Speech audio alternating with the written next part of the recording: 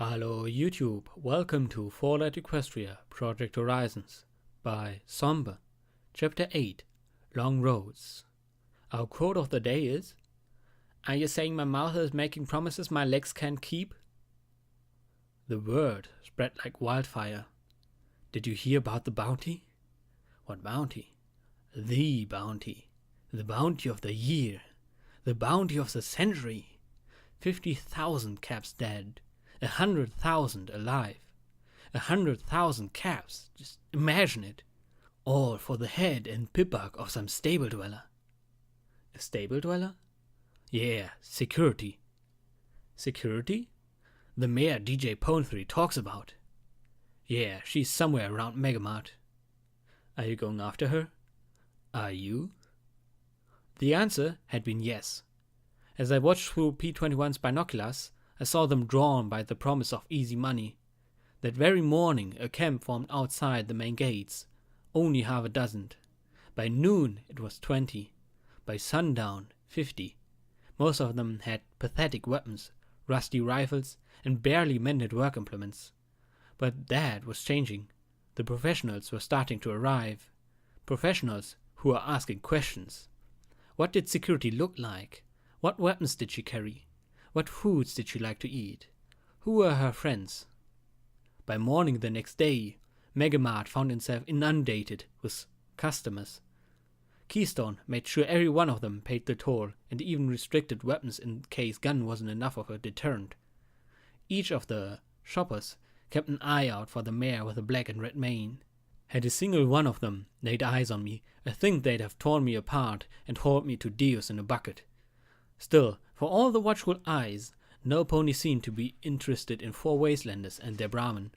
Dressed in rags and cloaks, reeking of Brahmin droppings, their packs rattled with salvage from all across Huffington as they slowly crept north. Reaching the overpass, a gang of 10 stopped them. "We're looking for security." "Oh, security escaped last night. Didn't you hear? She was an Enclave agent. Cut her wings off to fool us all."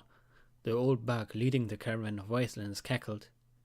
"Who Zappels?" spat another caravaner. A grey mare with crossed knives for a cutie mark. "She's still in there. Security's from 10 Pony. Got enough money to buy it the finest. They're finally making their move on the hoof." "She's traveling with a Pegasus and an Earth Pony," the Crambug leader said as he glowered at the caravanners. "Ain't no turkeys here," the old bug cackled again as the gang searched the packs. He was obviously telling the truth. Clearly none of the traveling ponies could be hiding their wings beneath the dusty robes and cloaks. The leader of the 10 looked at his fellows. "Yeah, well, we think security might try and sneak out." "Shit, you caught me," the left head of the Rama muttered. The other head gasped. "You security? You fucker, what did you do with Hank?" A few of the bounty hunters snorted at the 2 jabbering heads. The leader looked at the remaining buck and mare. "You, get over here," he demanded briskly of the mare. "Get over here and get those rags off." "Don't you lay a hoof on my girl." The olive-green buck glared, his eyes drilling into the leader. His wild black mane rose in a mad tangled ridge from brow to tail. A trio of varmint rifles fixed on him, making him bristle, but step back. The purple mare gave a coy giggle. "Oh, don't worry, hun. I'm sure they'll be gentle." She wiggled out of the robe, revealing a petite body dressed in a frilly, if slightly worn lingerie that covered both flanks and legs. Quite a cute mare if you overlooked the male bits between his haunches. He fluttered his lashes at the leader. "Happy?" The 10 immediately lost interest and returned to looking at Megamart, scrambling as they realized 3 more caravans were leaving for 3 other directions. The caravan continued north, sharing jokes and laughing. A few miles beyond the overpass, the 2 ponies following them turned back. I never thought I'd be glad to see Pony Joe's again. As our caravan walked around the back of the donut shop, I glanced behind us once again before cackling with glee. "You caught me? You nearly made me laugh," I said fondly to Hank and Tony. "I do stand up," the Brahmin's left head said with a chuckle. Bottlecap smiled fondly as she reached back, licked over the crossed blades, and then carefully peeled off the cutie mark decal, spitting it into the garbage. "Are you sure you won't keep a disguise a little longer?" Bonesaw didn't really have much to remove from himself, as all his disguise entailed was his robes, so he helped me pull off the very black hair that had been stuck to me with wax. Folks need to start spotting security somewhere other than Megamart. If they think we're still hiding there, sooner or later they'll try and storm the place or burn you out. If I know DJ Pone3, as soon as I plug a raider, he'll be all over it. Plug a raider because killing them was a joke. I really was that callous. You're lucky you've got such a puny horn. Never would have been able to cover it otherwise, Bonesaw said as he magically yanked the clump of hair-coated wax off my brow. I frowned, feeling a little hurt. My horn isn't puny. It's barely bigger than a foal's, he cackled. I feigned an injured yet dignified expression. It's not puny. P21 removed all of his wastelander garments, frowning as he glanced at me with a small, almost amused smile. Bonesaw, does the size of a unicorn's horn have any indication of their magical prowess? Because, Blackjack, I have to admit I've never seen you do magic before, P21 teased. The wrinkled old buck rubbed his chin thoughtfully. My horn isn't puny. I just wasn't taught any magic. That's all, I said defensively. I was supposed to learn spells once I took over for Mom. Okay, that was a lie, but it was the best excuse I could manage. The truth was that I couldn't really do magic. Oh, I could levitate guns and swing batons as well as any unicorn, but my telekinesis was hardly all that impressive. In medical, they had concluded that my magic just hadn't fully developed yet. I still had bad dreams of spending hours with Marmalade trying to summon magic hoofcuffs or casting a stunning spell. Trying to get interrogation spells to work had been an absolute nightmare, particularly when my mom decided that it might help if she demonstrated them by using them on me. Having your mother dig through your pawn stash was bad enough, but having her dig out the memories of how many times you put yourself on the breeding queue? And having her critique your performance and offer suggestions? P21 was looking at me in concern. Blackjack, you okay? Yeah. Oh goddesses, was I really becoming that much of a basket case? I didn't freak out, did I? Well, he gave me a definite smirk. Oh yes, he was really smirking. That was a Blackjack kind of smirk instead of a sullen P21 smirk. It seemed like you were turning pretty interesting colors under the paint job. Leave the mental patient alone, I countered, but I was glad I wasn't thinking about Mom recommending I raise my hips. Goddesses, I was thinking it again. Groaning, I fished around for any other topic I could think of. Hey, Bottlecap, are ponies like Deus common in the wasteland? She took out a bottle of mildly radioactive water. No way you'd waste filtered stuff for washing. And starting scrubbing the grey paint of her hide. There's always been Reapers around Hoofington, but most aren't as strong as Deus. When you become a Reaper, they do something to you, make you stronger and tougher. But the oldest Reapers, like Big Daddy and Deus, have potent inertial healing talismans and the like. The only ponies that could come close to challenging their firepower are the Steel Rangers. Oh, why is that? I asked as I peeled off my cutie mark decal and started scrubbing off my olive paint. For some reason, wearing it made me twitchy. I liked seeing my ace and queen of spades. Then I glanced over at P21's male symbol and 21 dots before he covered them up with his saddlebags. What would his cutie mark have been? A book? A candle? A stubborn jackass? The Steel Rangers have the Ironmere naval station, the HMS Celestius, tied up there. If they get the guns working again on that cheap, they'll be able to lob shells across half of Hoofington. They've got numbers and ammo, and they're stocking up on every missile they can get their hoofs on. Bottlecap looked to the east, but highlands to the north and east of us blocked our view. Most Steel Rangers just worry about stockpiling weapons and technology from the past. I'm pretty sure Star Paladin Steel Rain plans on something bigger. Fortunately, the Reapers love to pick fights from the west, and the Enclave has them bottled up from the south, leaving them mostly stuck in Ironmere. You think they're going to try and take over Hoofington? P21 asked. Bottlecap chewed her lip. Elder Crunchy Carrots? Never. But Elder Crunchy is growing increasingly old and feeble, and I think Steel Rain would just love to show Equestria what the Rangers can actually do. Unfortunately, the Enclaves of similar feelings. If they go to war, a whole third of Huffington might be lost. I frowned as I scanned the skies. Speaking of the Enclave, where's Morning Glory? She left before us. She should already be here. I glanced behind me at the door to the donut shop.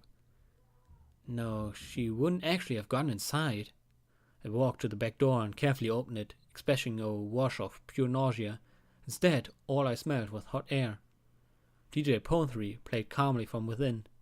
Inch by inch I opened it and peeked inside the kitchen of horror, only to find it's clean. Well, clean in a figurative sense. The industrial mixer had been removed. The ovens and food preparation surfaces were so clean they sparkled. The bodies were all missing. Some pony had come in by the last 2 days or so and scrubbed away every sign of the atrocity. Okay, this was one of the more creepy experiences I had in the last week. Not as bad as a few places, but still. I walked inside and found Glory reading a magazine in one of the booths. The radio in the corner filling the dining area with soothing music. A sparkle cola sat on the tabletop beside her. If she hadn't been wearing that Enclave uniform and belt saddle, I would have thought she was a ghost.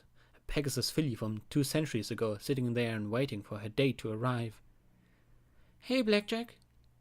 Hey, I suppose you've been holding back a shocking talent at house cleaning, have you?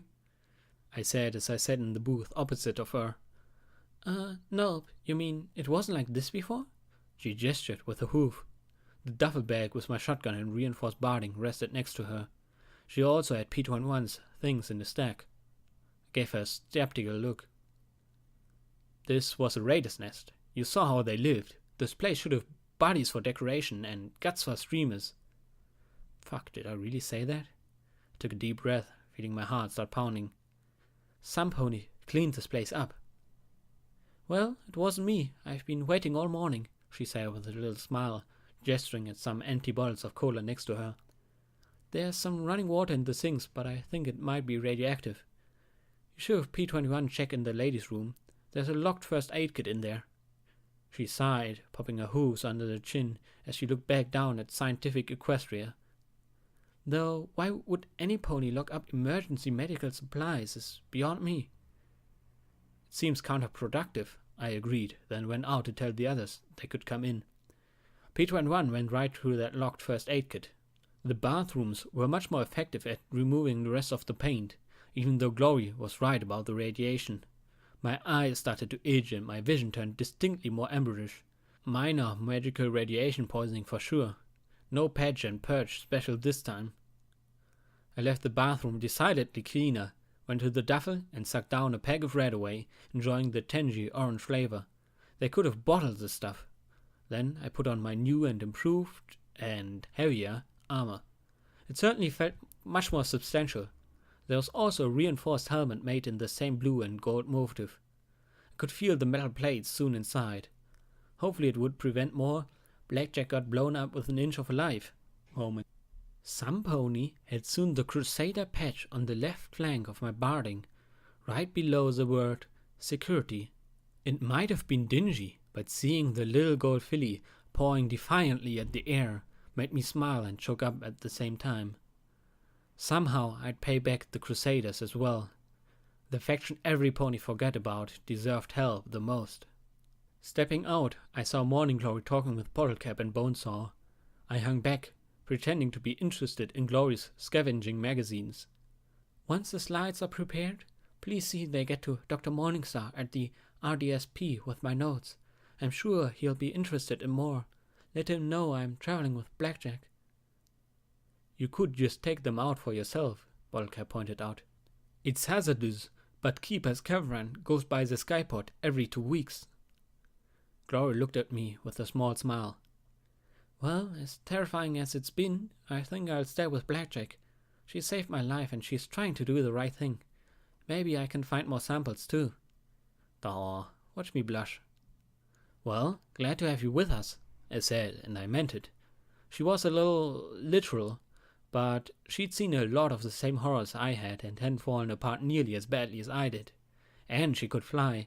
Her enclaveness was certainly concerning, but I was convinced her heart was in the right pace. Once everything was squared away, the 3 of us headed west towards Weather Monitoring 4, the broadcaster tower, a handy landmark. Now that I shed the disguise, I felt a definite twitching between my shoulder blades. I also felt good. Maybe it was just a day of downtime, not killing any pony, or a glorious vote of confidence, or just the fact that I'd run into Deus and come out alive. "So, did your brains tell you anything?" I asked her, half teasing. I figured any pony after my head would show up as red on my EFS, but the only hostiles in these woods were bobbing blood sprites. "Yes, the radar sample had numerous lesions in the frontal lobe." She caught my "I'm not a smart pony, remember?" look and coughed. "The fronts of their brains were full of little holes. It looked almost like a sponge.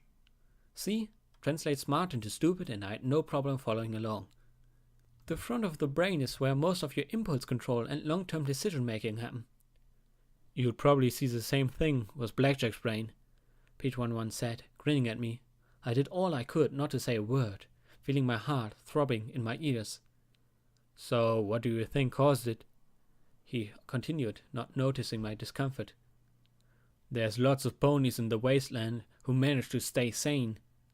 Sure, they might kill us anyway for a mountain of caps, but that was sane. Some bacteria or virus, I think.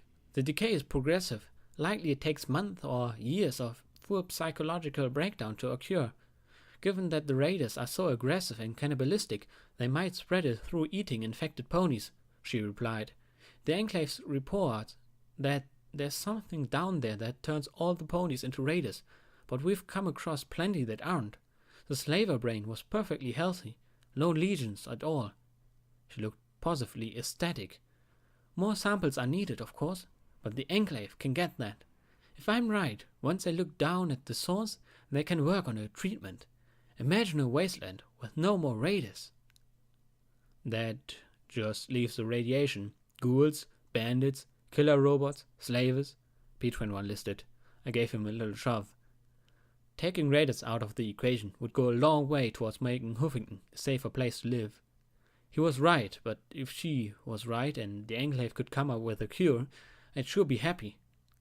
Then they could just do something about those clouds, and while I wasn't exactly thrilled about resting at the weather station, I knew there was food we'd left behind, and unless the robots rebuild themselves, we should be safe. By the time we reached the station, the rain had started to pick up and turn the ground into a mud soup. We slipped back into the reinforced structure, and they carefully and respectfully cleared out a room for us to use. I might have not been up to burying dozens of skeletons, but I didn't have to toss their bones around like garbage either. I levitated some mattresses over, and we got settled in for the night. Have I mentioned I hate being bored? I had one little curiosity sitting in my bag. Slowly, I pulled out the glassy memory orb I'd received from the broken gazebo beside the lake. Lying on my mattress, I batted it back and forth between my hoofs. Bonesaw had explained how they worked. A trip down some pony else's experiences, see what they saw, and feel what they felt. I assumed the first orb had been Miss Glitterhoof's memory, Garnet recalling an actual meeting with Fluttershy, Gerald Lee, and Redheart. Granted, this time I probably wouldn't wake up with my intestines. Okay, not thinking about that now. "I think I'm going to have a peek inside," I said as I looked at the orb. "Are you sure that's a good idea?" Pete 11 asked with obvious skepticism. "It's one of my ideas. Of course it isn't good," I said as I lifted in my hoof. "As soon as I go into this thing, we'll be stormed by bounty hunters, ghouls, and Deus. But I'm bored and curious, so I'll need you two to protect me from Deus raping me with the scanner." Glory frowned, rubbing her chin with the wingtip. "I really don't think it fit. That bore has to be 122 millimeters, and that's almost the width of a mare giving birth, so figuring the thickness of the barrel..." She finally caught my look. "Oh, blackjack humor. Sorry." She smiled sheepishly. "Yes, we will protect you from a hypothetical Deus and his hypothetical cannon." "Next time you should teach her about innuendo," Pete 11 observed dryly. Then he looked at me in concern. "I'm not sure exactly how that thing works, but be careful if you can." It's probably a nightmare phantasmagoria of blood and death, the way my luck's been." I touched the tip of the horn to the glowing orb and made the magic connection. The world faded into black. Stars. There had been a 5-letter word and a black page covered in white speckles in a history book I'd been too bored to really read. Now 1,000,000 points of light filled the heavens above me. That was nothing compared to the moon, luminous and white like a polished bottle cap. Had I just used junk money to describe the moon? I had no poetry in my soul. The lake before me looked as if it were a piece of the night sky. No scummy grey water, swampy weeds or radiators fouling its flat peacefulness. The air was filled with a sweet smell of clean water and delicate fragrances I could only imagine were flowers. The unicorn mare I occupied fit so well I felt as if I was myself standing out there. I wanted to taste that water and explore those sweet scents. Sadly, I could not, as she stood underneath the gazebo roof that hadn't been crushed by falling skywings. I heard hoofsteps on the bridge to the shore, and I felt her lips curl. "You're going back again, aren't you?" Yeah," a deep, mournful voice said softly. I felt him brush against her flank, felt her body lean against his. Her eyes closed as she took in his rich smell, and felt his strong body beside hers. "Isn't 15 years of your life enough, Mackintosh?" she asked softly, stroking her cheek against his neck. "They need me," came his slow reply. "The princess will be there. I think this might be finally over." Over. She opened her eyes to look up at his powerful jaw, and those soft, yet so wonderfully strong eyes gazing down at her. "Will it ever be really over for you, Mackintosh?" He smiled and lowered his head to nuzzle me with shocking tenderness for a so powerful stallion. "Now that I've got you, I reckon so." Oh, how I adored his, she adored his. Oh God, it was getting hard to tell where she ended and I began. "I gotta do this. For my sis, for all my friends I've lost, for the princess. Heck, for you. Gold says the zebras respect me. If I'm there, maybe they'll be more likely to go for a ceasefire." I felt her lean against him. "Then I guess you have to do it," she whispered, a soft sigh, and then she asked in a much firmer tone, "Have you told your sister about me?" He jerked and gulped. "Well, she's busy and, Big Mackintosh, we've been together for a year and you still haven't told her?" I kicked his leg with the forehoof, but felt myself smiling. He was far too strong for my hoof to hurt him. "I'm sorry. I just hoped that if we were together for long enough, she'd figure it out." He gave a sheepish smile. "I tell you what, Miss Marypony, when we're done at Shattered Hoof, I'll hand over my resignation, then and there." And I felt myself arch a brow. "And I'll tell my sister and everyone who this wonderful pony is," he added, and he lowered his head to my own. "And?"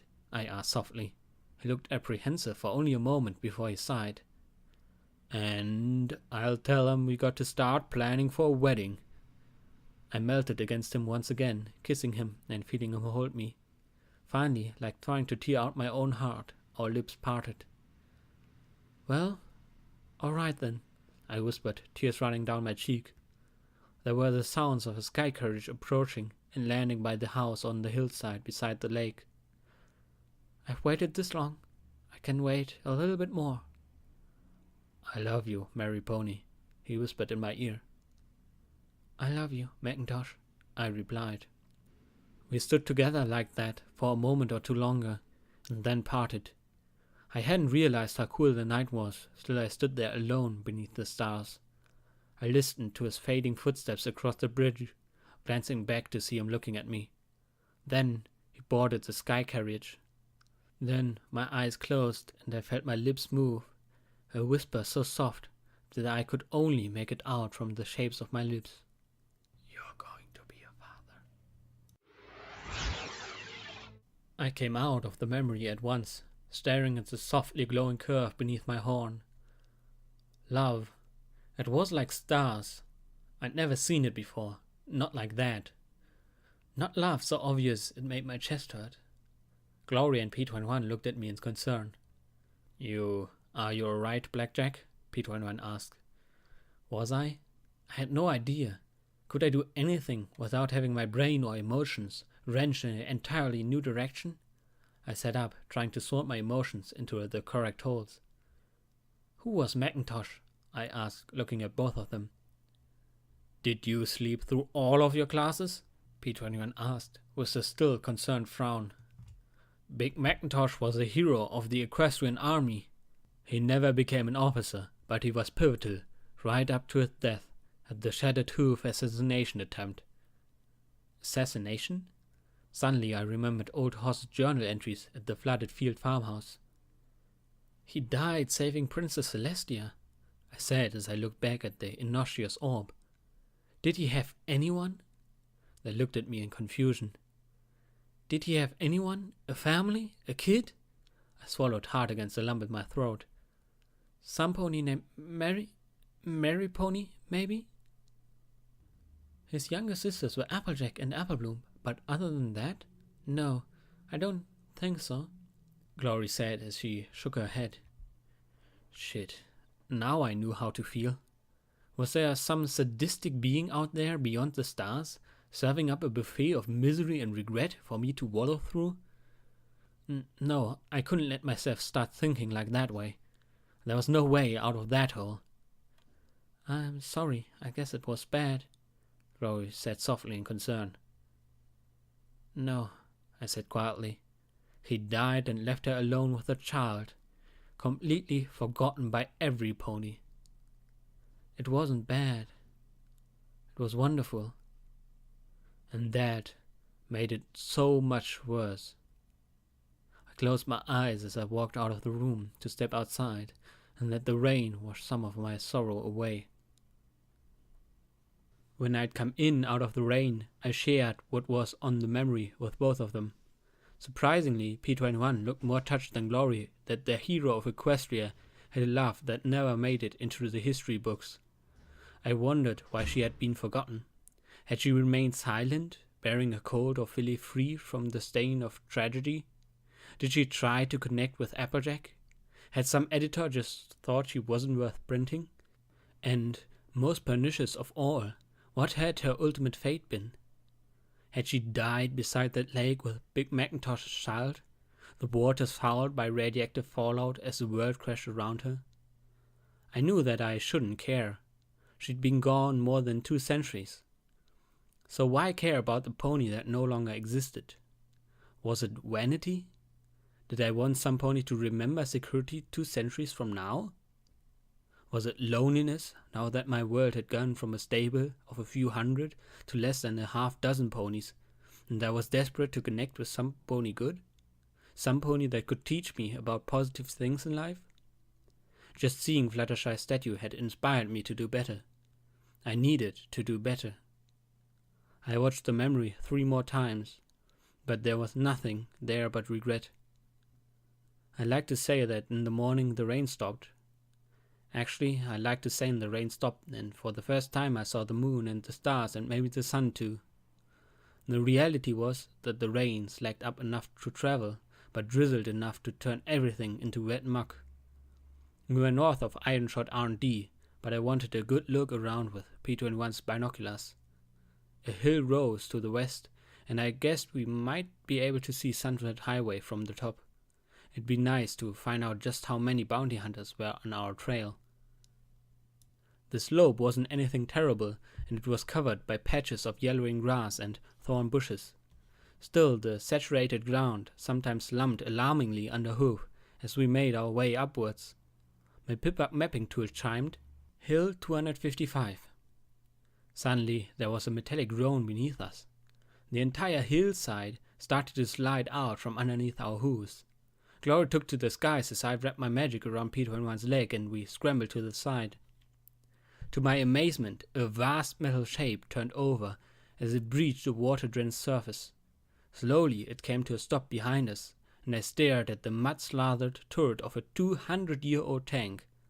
Around it and beneath it, poking from the slumping mud, were hundreds of rotten bones freed from the earth. Slowly I swept my eyes across the field to the west of us. There rose the mountains, stark and sheer. North lay the lake. Was it my imagination, or could I see the tiny remains of the gazebo from here? South, I could make out the many wings of the Fluttershy Hospital. But immediately south and west lay only battlefield. Even 200 years had obscured the battle lines. Armored skeletons lay next to strangely graceful zebra weapons. I made out one large glowing crater southwest of the hill. It wasn't alone. Small lakes and ribbons of contaminated water lay everywhere. Even atop the hill, my radiation scanner ticked softly. A ring of concrete crumbled at the top of the hill, and I could make out something spray-painted on it. Take care of. But the rest had been lost to time. Taking out the binoculars, I scanned the terrain behind us. Wow, there's a lot of folks between here and Manhattan.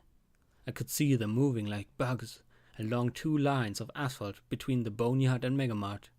South of us, there seemed to be quite a few wandering eastward from the clinic. Past the clinic, though, it looked like most of the road was abandoned. I made out a few large rectangular buildings beside the winding highway. I smiled a little. I think if we just skirt around the Fluttershy clinic and keep our heads down, we might be able to get past. Then I noticed P21 wasn't listening as he looked down at the tank. P21 rubbed his chin thoughtfully with a hoof as he looked at the wreck now lying in its muddy threads. Think we could get it working? You want to fix the tank? It's a 200-year-old relic that's been buried upside down in a hill, I said incredulously. Then I blinked and looked at Glory. Think we could get it working? Thanks Celestia, the grey Pegasus simply gaped at the wreck. I wouldn't have a clue where to begin. Leaving the wreck and visions of rolling along in an armored war machine behind, we picked our way south. The pip-up mapping function just labeled the entire battlefield as No Ponies Land. Given the number of decaying zebra weapons and sets of armor, I'd say it was quite accurate. I clicked on the radio, glad to have the music to cut out some of the gloom. We didn't have long to wait before DJ Bottlecap had finally explained what a DJ actually was yesterday. Came on. Can't beat Sapphire Shores for Assassin Spunk. That was Ain't Gonna Hang My Head. Well, if you were listening earlier, you probably heard Security's made a little declaration of war against Paradise Mall. It looks like Paradise has responded in kind by putting a big bounty on Security. Now I know times are tough. I know a number like that is bound to turn any pony's head. But given where the money's coming from, I just gotta ask. What's to stop them from turning around the second you step out the door, taking the money back and tossing your tail into Brimstone's Fall? Even if they do let you walk away, enjoy spending every day of your life keeping an eye out for bandits and slavers. Oh, there was a shaking of paper and a conspicuous clearing of the throat. And I got a little memo from the 10 Pony Tower management. Those cabs count as raiding activity should you collect, so don't plan to come here with them. We're never going to do better if we kill every pony trying to do the right thing. Ponies selling ponies to ponies who work ponies to death is just wrong, no matter how you buck it. So with that in mind, the music began again. Here's Sweetie Bar with Priceless. For the first time, I was starting to warm a little to the DJ. I had to agree, making me out to be a hero was annoyingly helpful, but it was good to hear any pony arguing against 50,000 cabs for my head. I just wish he'd got it right that it was Deus who made the bounty, though on second thought that bastard would probably enjoy it. It also explained why so many hunters were watching every inch between Megamart and Manhattan. If DJ Pony was in my corner, maybe I was running there now. Some pony started shooting. First, it wasn't any of us. Second, it wasn't at any of us. I relaxed as I took out the shotgun. The gunshots came from the south, and moving quickly, I could make out lots of yellow bars on my EFS. Glory glided carefully between the hills as we came across a siege. A dozen ponies fired potshots at a bunker that returned fire through armored slits. "Get your tails out of here!" shouted a mustard brown pony in a battle saddle armed with 2 automatic rifles as we circled around behind them. "We're gonna skin you for the Brahmin you eat!" Not a very convincing argument to get them out, P21 said as he glanced at me. We could just go around and let them shoot it out. That would probably be the smart idea. Unfortunately, I am not a smart pony. I moved behind assault rifles and levitated out my baton. Hey, what's up? I asked brightly. Got a bunch of them thieving crusaders holed up in there, and 3 of a Brahmin, Assault Rifle said as he sketched his pockmarked hide with a hoof. I might have not cared for his hygiene, but I had to admit that I liked the mirrored sunglasses he wore. Very snazzy. 12 adults shooting at crusaders? I said incredulously. Yeah, well, it's our 3rd Brahmin they eat. He glanced at me and then at the door of the bunker. And you're sure it was these kids and not, say, a radigator or something else? I said as suggestively as possible. Doubt flickered in his eyes and his scowl turned sourer. Well, I guess, maybe, he muttered, and then he looked over at me. He lowered his glasses to stare at my barding. Then his eyes widened as dreams of avarice bloomed in his eyes. Don't do it, I warned him, giving him the look, pressing the tip of the baton against his chin. You won't live to get your share. Right. Well, guess we might as well get out of the rain. Come on, boys, he said with a sickly grin. The other ponies gave a few more shots, but quickly they moved off into a clump, talking between themselves and looking back at me more and more. I've got a distinct feeling we're going to have to fight them pretty soon, P21 said sourly as the mob moved further south. That bunch is just screaming ambush to me. Then when they shoot first, they can find out how bad of an idea it is, I said as I approached the door to the bunker. You can come out, Crusaders. They've gone. The rifle shot against my barding told me they weren't convinced. It stung like mad, but no penetration. The bars were still yellow, so I could only guess that was a warning shot. I reached out with my magic and gave a hard yank on the muzzle. The rifle came flying out of the slot in the door. Hey, no fair! Some pony protested inside. There was some tense muttering inside, and then one by one the fillies and colts stepped into view. All wore the same cloak with the same patch on it. A chartreuse unicorn's eyes widened at the sight of me. Whoa, it's security! A little bit of pride blossomed inside me. Then she turned to the other 3. If we take her out, we can get thousands and thousands of caps. That pride shriveled and died and rotted in a pernicious cloud of decay. If I had to kill crusaders, I'd just put my head on a platter for Deus and give him the full bounty. Don't be an idiot, Medley, a rose colt with magenta mane snapped. She kills raiders by just looking at them. Besides, she helped Boing's band out in a pinch. And got scoots eat by the ghoulies, Allegro. A lackadaisical blue colt with a purple mane replied. And she's got us out in a pinch or two, or you think the Brahmin farmers were just gonna let us out of here? A purple filly with a silvery mane looked curiously at the patch of my barding. And she's a crusader too. She easily had to be the youngest of the 4. Wait, no, she isn't, Sonata. She's too old, Medley said as she scowled at me, walking around to look at the crusader patch. What are you doing wearing our patch? She demanded crossly. You're old. I wonder if she thought that there was a certain age that the patch would just pop off. How old do I have to be before I can't be a crusader? I asked her, and she scowled, opened her mouth and then closed it again in confusion. I do want to help the crusaders if I can. Well, we don't hear that often, the rose colt said with a grin. I'm Allegro. That's my bro Adagio. Over there Sonata. And the hornhead is Medley. He leaned towards me and added a stage whisper. Don't worry about her. She's a pill. I am not, she shouted back at them. Just don't think we should be nice to her. She got school-eaten. Medley pointed an accusatory hoof at me. I sighed, sitting down in front of the 4. I did. I was stupid. She tried to tell me what to do and I didn't listen. Medley's skull faded a little. I thought she was stupid and frightened. But I was stupid. I should have been frightened. If I would have died, it would have been fair. But I didn't. She did. For that, I'll always be sorry. I could only hope that they'd believe me. I don't think I could afford them if they didn't. Medley frowned but looked away with a huff. The 3 Earth ponies seemed to accept my apology. It's okay, miss. Ghoulies what don't talk will munch on endless any pony, Sonata said solemnly. So, why were those ponies after you? P21 asked with a nod of his head in the direction of the dozen ponies that had taken towards the south.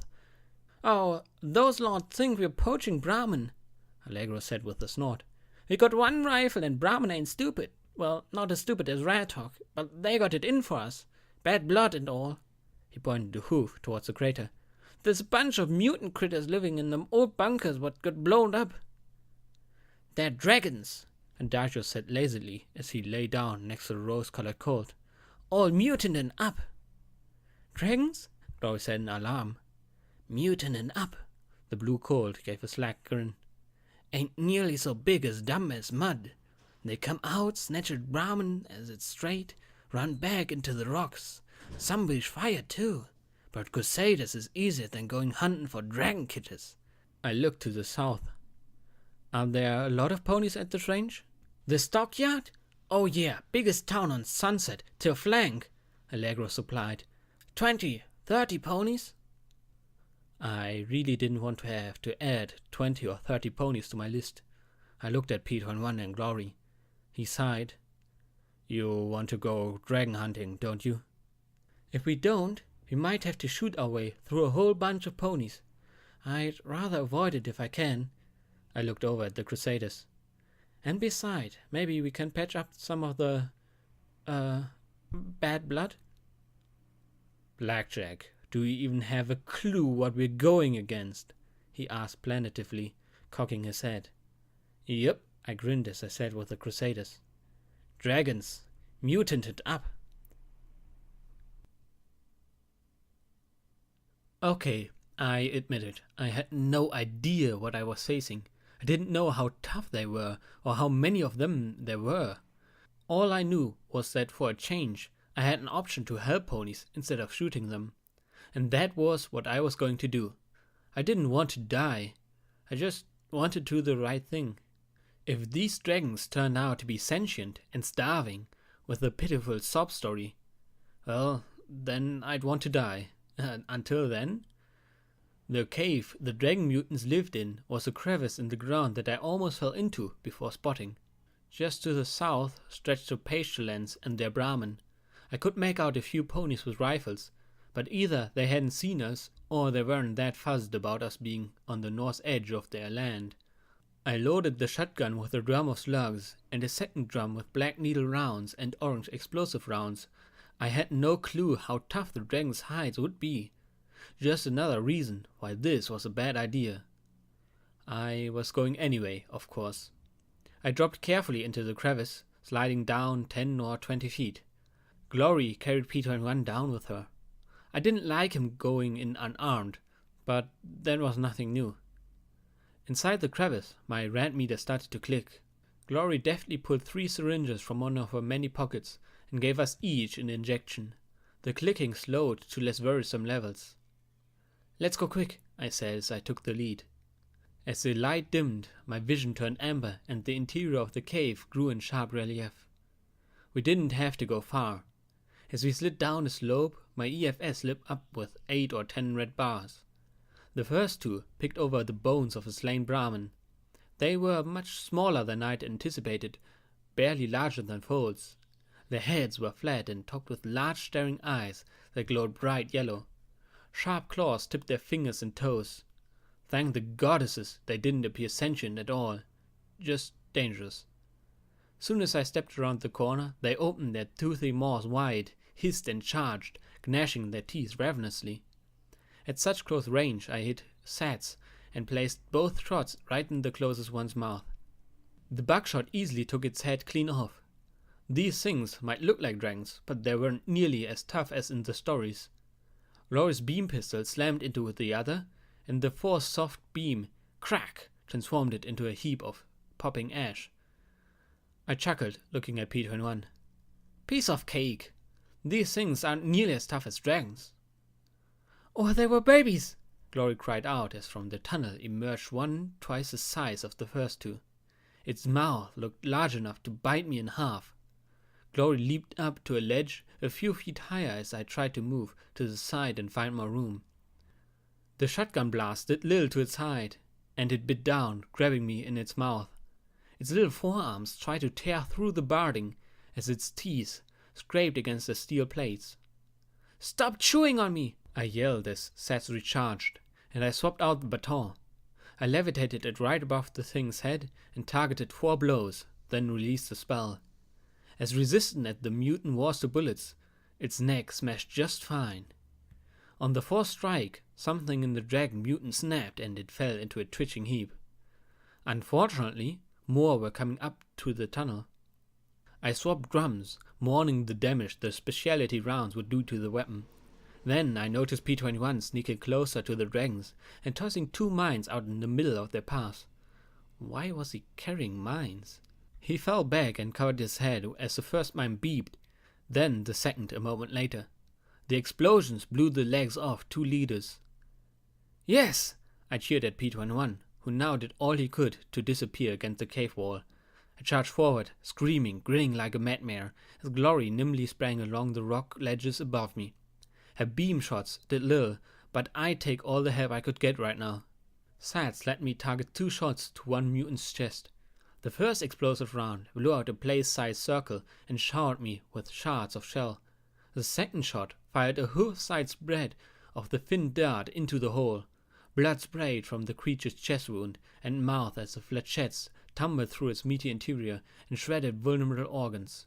Maybe it was just luck, but the dragon mutant went down in a heap. With no time for Sats, we wore down the 6th dragon through a barrage of shots. It died messily. I was plenty beaten and bruised under my barding. I definitely owed Keystone for upgrading it. I slugged down a healing potion and then turned to look coolly at P-21. "Okay, mister, I don't trust myself with guns. What are you doing with mines?" He shifted a little in embarrassment. "Well, they're not guns, are they?" He opened his saddlebag to show a number of round tins, and some grenades, and round sticks tipped with brass caps. "What are these?" I asked as I lifted one out, casually flipping off the brass cap as I did so. It instantly started to hiss and smoke. Oh, that can't be good. "Toss it! Toss it!" P-21 shouted, diving for the ground. I threw it as hard as I could down the tunnel. He firmly closed his saddlebags. "It's called dynamite. It's explosive as a grenade, but a lot cheaper." "Right. Pop the top, throw. Simple enough." I found myself unsurprisingly unnerved by the explosives. "So why are you carrying them again?" "Because I'm sick of being useless," he replied sharply, closing his eyes, pressing his lips together. "I still don't like firearms, but explosive take more deliberation. It's harder than just pulling a trigger, so I think I'm safer with them." He's safer with explosives than with something that puts a nice neat hole in things? Why did that not make me feel better? "Well, please don't blow us up, okay?" He nodded. I still didn't feel much better. "We better hurry," Chloe said as she landed beside us. My rad meter now crept into yellow. I could still make out 2 or 3 further in. Theoretically, we could have just taken one corpse, left and said, "Huzzah, approve!" But it'd be head and hooves better if we could say, "Huzzah, they're all dead. Please don't shoot at me for the bounty." So, without further ado, we moved forward, as quietly as we were able. The path sloped downwards and after several twists and turns disappeared into a hole with a concrete wall. Inside was a bunker of some sort, half filled with rubble and numerous crates and containers. Most of them were all manner of smashed, but a few looked intact. Of more immediate concern was the beast charging us. Glory immediately took to the air and began strafing maneuvers while I stepped forward with sights ready.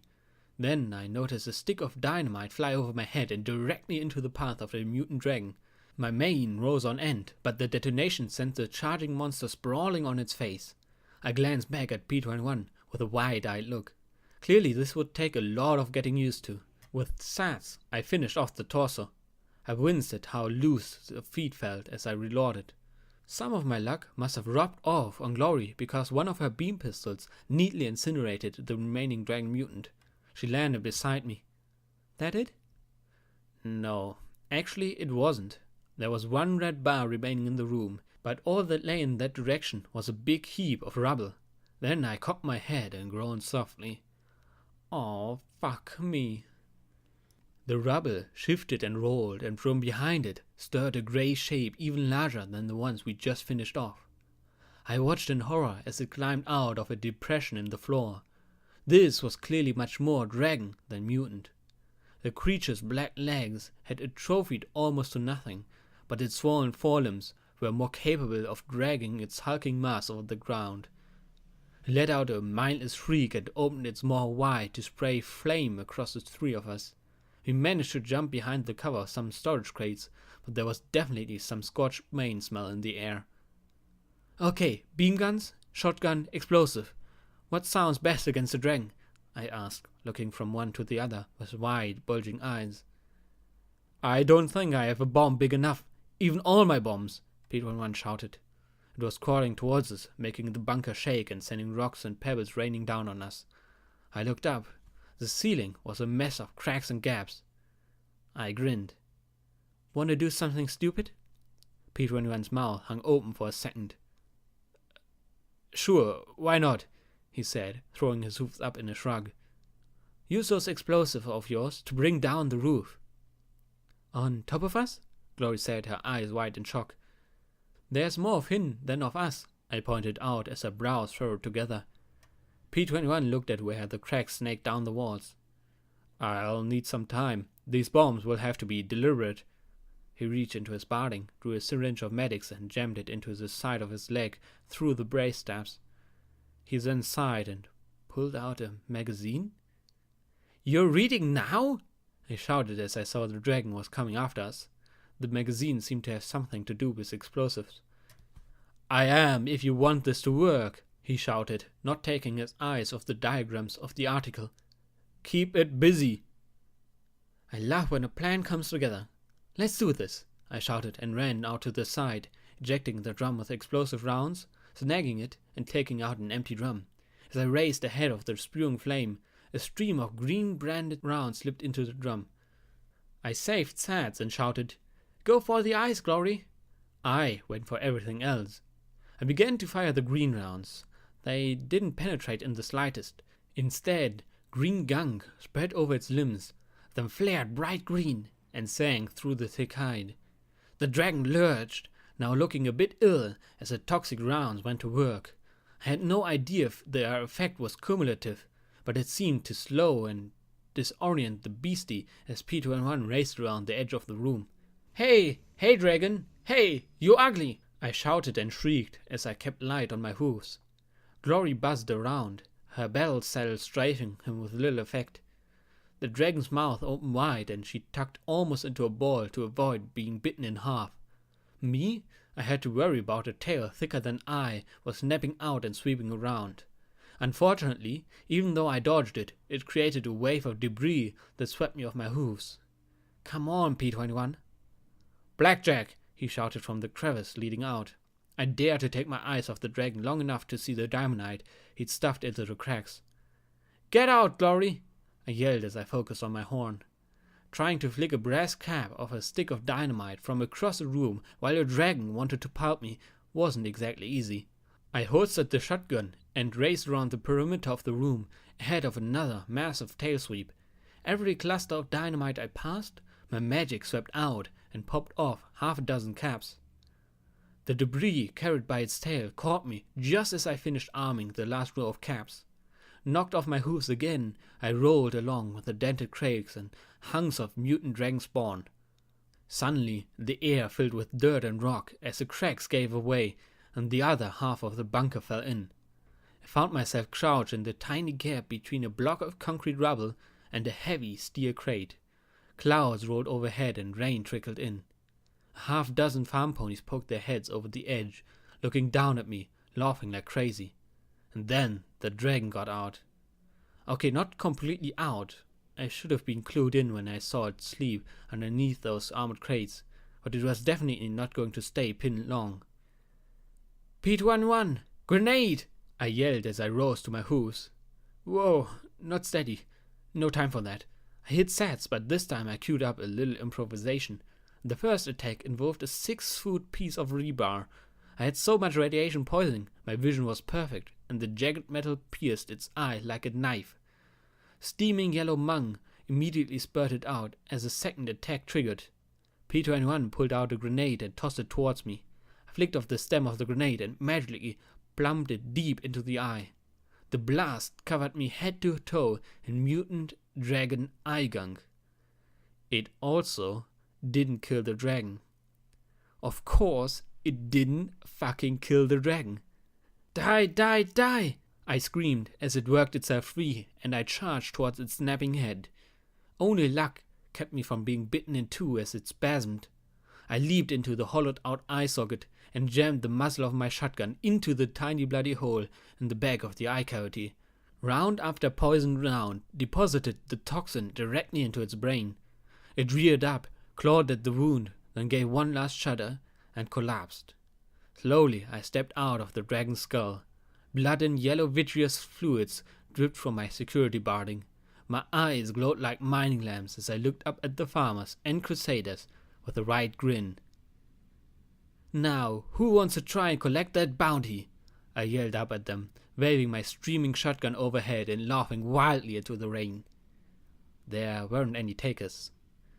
Honestly, P21 could have finished me off with 3 hooves tied behind its back. The dragon, curiously enough, had been the source of the radiation in the cave.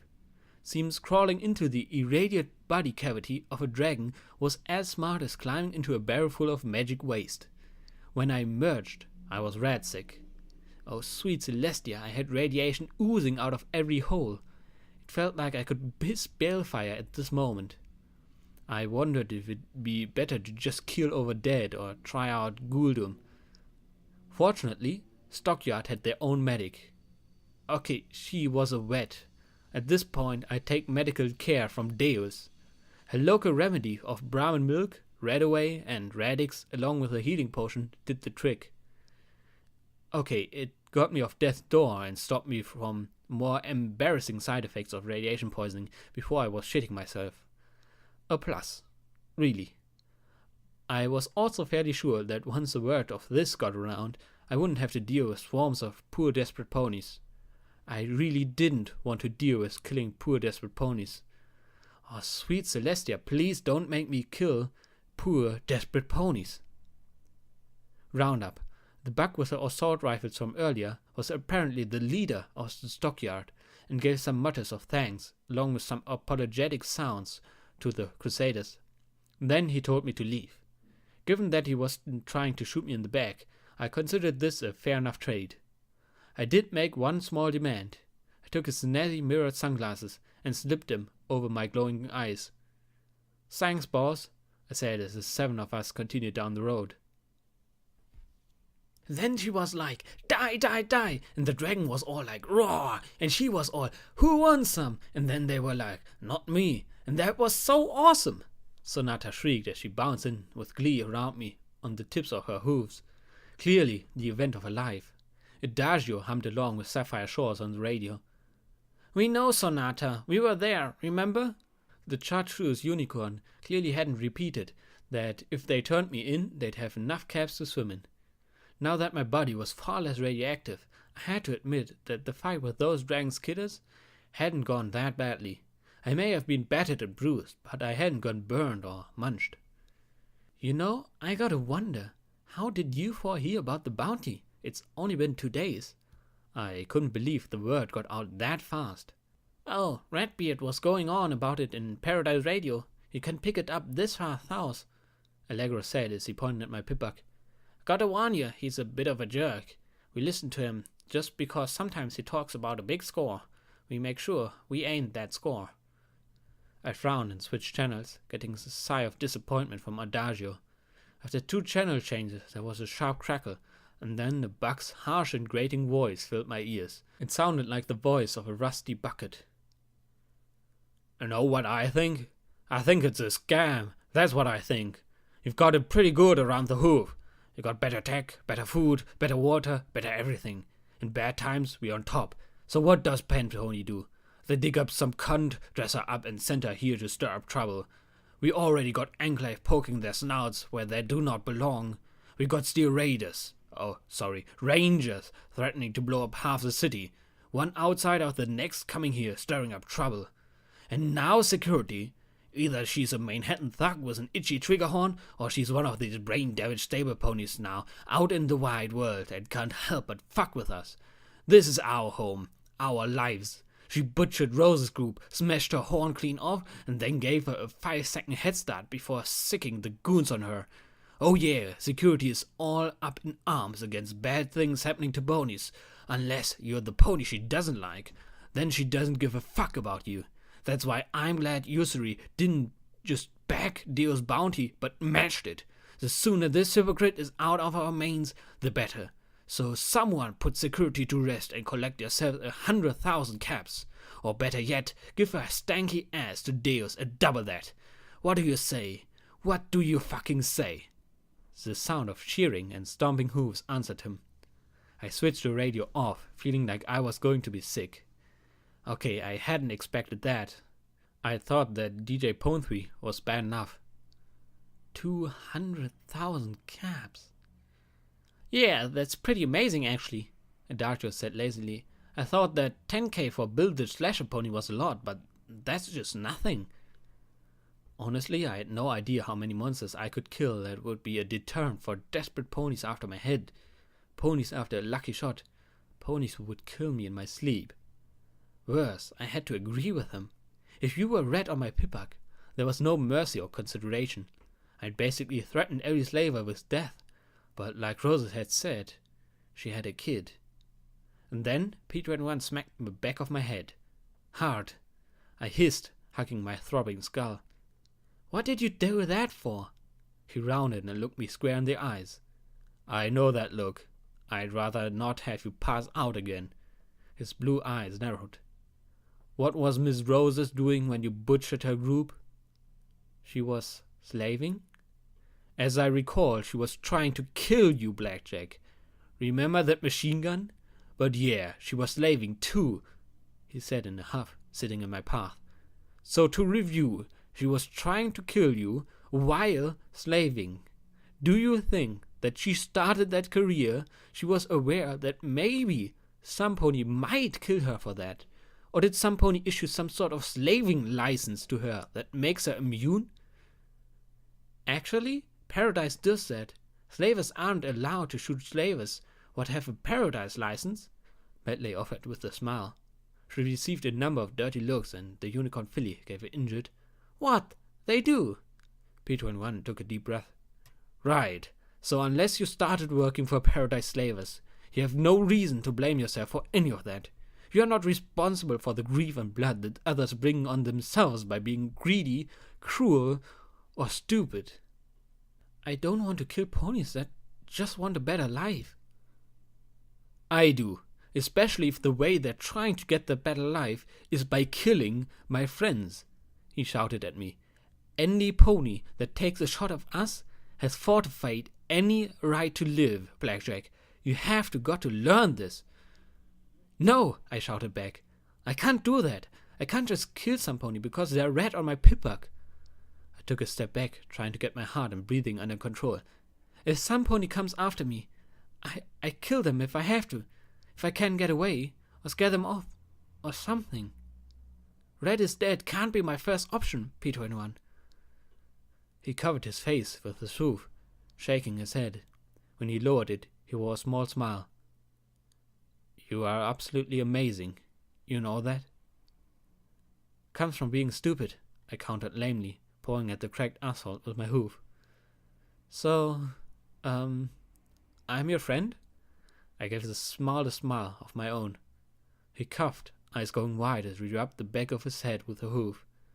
I don't know a word for a pony that drives me crazy with her stubbornness and refusal to use basic common sense. If that's a friend, then that's exactly what you are. I heard a crunch and looked over at the Crusaders and Glory sitting in a row. Allegro had pulled out a box of 200-year-old stale popcorn and munched it. The Pegasus was red from ear to throat as she stared at us. Just kiss her already, Medley shouted. We glanced at each other and started to laugh as P21 stammered and then snapped. Oh, shut up! Somehow that made it all funnier. So, I finally had a friend. I wondered if I'd ever get a chance to tell Watcher. Medley shrieked as a bug plowed into her over and over again. Sonata just whimpered with every shove, and she took it like a broken doll.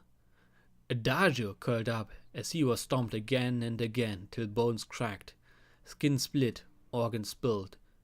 Allegro tried to fight. Out came the knives as they started to carve him into pieces. Glory screamed as they pulled her wings clear off, and then fell over in a bloody heap as they proceeded to mount her as well. P21's severed head lay beside me as he muttered, "Should have fought them, Blackjack. Them or us." I screamed as I felt Deus pin me beneath him, and with one shove ripped me in two. My eyes opened as I lay in the darkness of the culvert, listening to the gurgle of water flowing beneath the platform built in the middle of the concrete pipe. 4 mattresses lay in a row. They smelled a bit like mildew, but they were more comfortable than the ground. It took me several minutes to get my breathing slowed enough to look over at the sleeping forms of the Crusaders and P21. My hooves trembled slightly as I unzipped my duffel and took out one of Keystone's parting gift, a bottle of whiskey. I carefully undid the top and sipped some down. Not enough to get drunk, I hoped, but enough to put a little warmth in my stomach and steady my legs. One more sip for luck, and then I put the bottle back in the duffel. I didn't want to wake every pony putting the security barring back on, so I simply seized the baton. Then I carefully walked towards the edge of the culvert to climb up where to Glory was keeping watch. I don't get her. I didn't understand her behavior at all. I heard her voice from above. Looking up, even with the glasses, I could see her in my amber sight, lying perfectly on the edge of the bridge. She can be obtuse, vulgar, and obscene in one moment, and in the next she's kind, laughing, and more noble than any pony I know. She killed children one day and saved them the next. Is this some kind of dissociative identity disorder? Or can a pony actually survive being torn in 2 directions so severely? Her companion is equally inscrutable, more of a realist perhaps. It's clear he dealt with far more long-term psychological trauma. It seems to have helped him adapt to the realities of the wasteland better than she or I have. His insistence on deliberate self-control is remarkable, but I worry about its source. Unlike security, he doesn't seem fixated on some ideal self-standard, but instead has a deeply repressed rage kept contained. I think he's right not to want a gun. I carefully moved up the slope and saw her talking into a small device between her forelegs. And me? Have I adapted at all? I still operate inside a bubble of terror. I feel like if I leave her presence, I'll be trapped under the floor once again. I'm in a constant state of anxiety. She throws herself in harm's way with almost suicidal eagerness. I'd likely have died many times had she not. When I came here, I expected savagery, not protectiveness. I have to do something. Her mouth lowered as she whispered softly into the device. I smiled and backed away down the slope to the mouth of the culvert, coughed and climbed up the slope with much more noise. When I reached the road again, the device was gone. Hello, Blackjack. What are you doing up? Your watch doesn't begin for an hour. I stood there for a moment, staring out into the still night before answering. I had to take a leak. I doubt I'll get back to sleep now. I looked at her with a smile. Why don't you go tuck in early? You look a bit spent. She looked concerned, but then nodded. All right. Good night. She hopped onto the edge of the bridge. Glory? She froze. I got to wonder. We friends? She looked back at me, her mouth opening and closing soundlessly, before she gave a little worried frown. Finally, she showed a shy smile. I'd like to think so. Then she gracefully leaped off the edge and disappeared into the concrete pipe beneath the road. Yeah, me too, I said softly as I looked up the road in the direction we'd come. 5 red bars slowly approached. I twirled the baton in my magic grip, I saw them trying to sneak along the road towards our camp. Trotting in the middle of the road, I approached them instead. 2 unicorns, 3 earth ponies, a shotgun, a rifle, a pipe, a shovel, and a pitchfork. Exactly the kind of ponies I didn't want to fight. I tapped the baton against the cracked asphalt. I don't want to fight you. Make it easy then. Come with us nice and quiet. Your bounty will go a long way helping in the stockyard, the unicorn mare with the shotgun said softly. I asked curiously, You ever lose someone to slavers? We've all lost someone, security. Except you, it seems. I sighed softly as I closed my eyes. Yeah, I guess you're right. Who had I lost? I heard them moving closer. When I opened my eyes, SATs activated, and out came the baton. In slow motion, it swung down before me. The unicorn tried to use her shotgun as a shield, but she wasn't my target. The baton smashed into the upraised gun once, twice, and it tumbled away in 2 halves. The third swing brought the baton around upwards, connecting with the other unicorn's levitating rifle and knocking it skyward. Coming out of the SATs, I battered the weapon with 2 more swings, glad when the magazine was dislodged, a metallic crunching noise. The unicorn pulled the trigger wildly, but it merely clicked. The other 3 moved, trying to pony pile on me. I knelt and tagged one on the face with a double hoof kick as my magic swept the baton low in front of me. Legs buckled and folded as the joints gave way under my swing. I kept moving, light on my hooves, and swung the baton. Once SATs recharged, I unloaded the 1 strike, each per opponent, rather than simply beating in 1 skull after the next. I raised both front hooves and blocked the shovel with my pip-buck, glad for the reinforced casing, and then brought my baton up smartly between his legs. He dropped his weapons, but I got a pitchfork in the ass for the trouble. I telekinetically grabbed the end of the prong, pulled it out, and gave the whole pitchfork a hard twist. The wielder's jaw cracked like a gunshot. Shotgun Bear grabbed the shovel with her magic and tried to stab me with a sharpened tip. The baton popped up in my own glowing magic grip, deflecting the implement up as I ducked beneath it and body slammed her to the ground. I, kick. Do not, stomp. Want to fight? Ram. You! I finished as I stood over her. Then I realized she wasn't breathing. Oh, sweet goddesses. Not again. Glory! I screamed as the other 4 backed away. The grey Pegasus dropped off the night sky, beam pistols all ready, as she landed. P-21 emerged from the gloom with a grenade in his mouth as he looked at the remaining 4 and slowly shook his head. Glory at once started to pull out equipment. She administered a healing potion and then pulled out 2 small talismans on wires connected to a spark battery. Get back, she told me as she connected 1 talisman to the fallen unicorn's horn and the other to a cutie mark, a Brahmin, curiously enough. There was a crackle and a rainbow light shot through her as she was revived by the spell. She just killed you, Glory said quietly to the gasping unicorn. And she just saved your life. Leave her alone now, please. She's got better things to do than beat up farm ponies after a quick cap. The unicorn mare staggered to her feet, and the other 4 battered ponies together started their way back towards stockyard. Thank you, I muttered. I knew something was wrong. Those 5 must have been waiting till your shift. You saw them, didn't you? She gestured to my pip-buck. I nodded. Glory looked down at me and said softly, We're friends, right? I'd like to think so, I replied softly. Then don't do that again. Understand? Glory said firmly.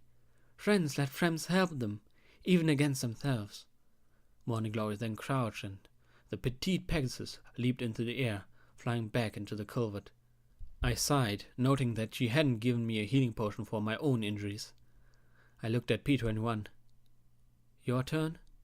He just thought a moment and spat the grenade back into his saddlebags. Nah, I think she covered it. He started back towards the culvert. No offense, Blackjack, but sometimes you really aren't a smart pony. I groaned and flopped on my back, my butt throbbing as I covered my eyes with my hooves. Tell me about it. Footnote, level up. Skill note, melee, 50. New perk, rad resistance. You resist 20% of radiation exposure. This makes you 20% cooler. Okay, and this was Fallout Equestria Chapter 8. Once again, as always, I'm doing this mostly to improve my English skills. So if my English skills are bad, then I'm really sorry about that, but that's what I'm trying to record these. Anyway, I hope you had a great time listening, and I hope to see you all next time.